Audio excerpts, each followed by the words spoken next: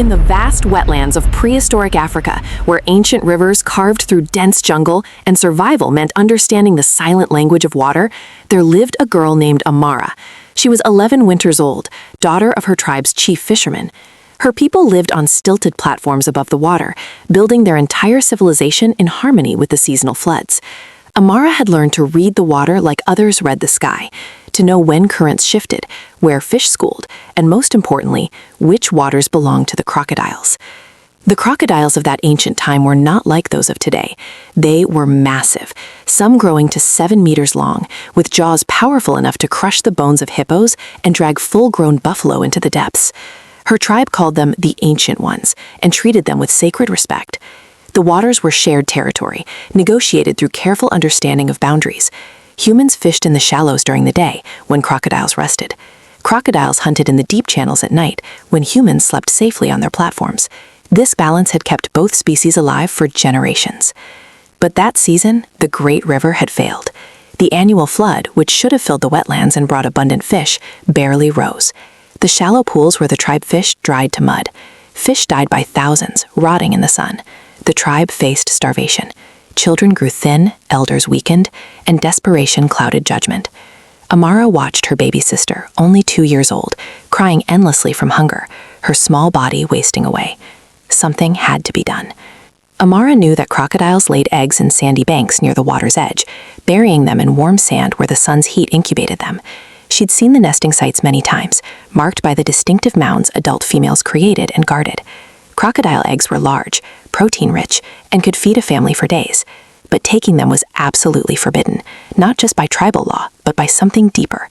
Her father had taught her that crocodile mothers were the most devoted parents in the animal world, guarding their nests for 3 months without eating, protecting their young even after hatching, carrying babies in their massive jaws with impossible gentleness. To steal their eggs was to declare war. But hunger silences wisdom. One dawn, while the tribe slept and the morning mist still covered the water, Amara took a small dugout canoe and paddled silently toward a nesting beach she'd observed from a distance. She knew this was wrong with every fiber of her being. Her hands shook as she paddled, but the image of her dying sister overrode her conscience. Just one egg, she told herself. Just one to save her sister. The mother has laid 20 or more. She won't miss one. The nesting beach was on a small island, a sandbar that rose barely a meter above the waterline. As Amara's canoe approached, she saw the distinctive mound, a meter-wide pile of sand and vegetation, still fresh, showing the mother had laid recently. But where was the mother? Crocodiles guarded their nests constantly. Amara scanned the water nervously. Nothing. Perhaps the mother had gone to feed, forced by hunger to leave the nest briefly. This was Amara's chance. She beached her canoe and approached the mound on trembling legs. With her hands, she began digging into the warm sand. 20 centimeters down, she found them. Eggs the size of her fist, leathery white shells, warm to the touch. 23 eggs in total, carefully arranged. She told herself she'd take only one, but then she thought, one won't be enough. Her sister needs more. She took 2 eggs, wrapping them carefully in soft cloth. Then a third. If I'm risking this, I should make it worth it. A fourth. Her hands moved faster, and before her conscience could stop her, she had taken 6 eggs, placing them gently in her carrying basket.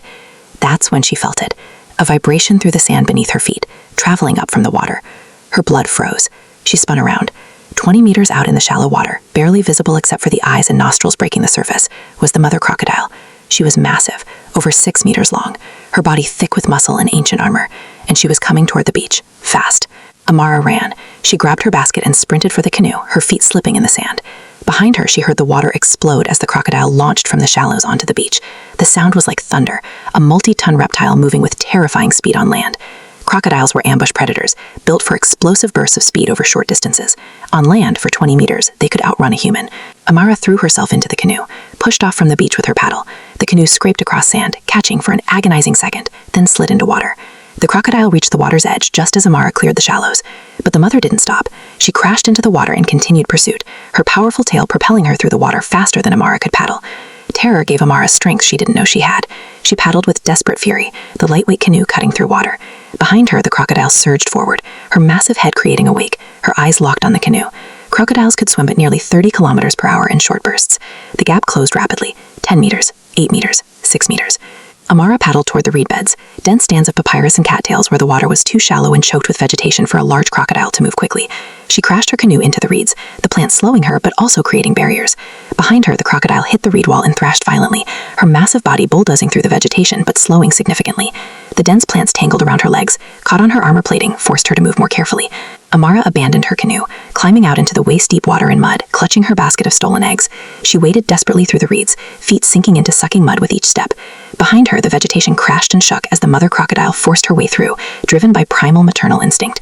The sound of her pursuit was relentless, the snap of breaking reeds, the splash of her tail, the deep rumbling growl from her throat. It was the sound of a mother who would never stop. Amara reached a fallen tree, bridging 2 sections of solid ground. She climbed onto it, running across the slippery trunk. The crocodile emerged from the reeds below, seeing Amara on the log. She lunged upward, jaws snapping, her teeth the length of fingers and designed to grip and crush. The jaws closed centimeters from Amara's leg. Amara screamed and jumped, landing in shallow water on the other side, stumbling forward onto muddy ground. She was back in open water now, a terrible mistake. The crocodile had clear pursuit again. Amara ran along the muddy bank toward the nearest stilted platform, one of the tribe's fishing outposts, 50 meters away. Her lungs burned, her legs felt like stone, but she ran. The crocodile followed along the water's edge, matching her pace easily.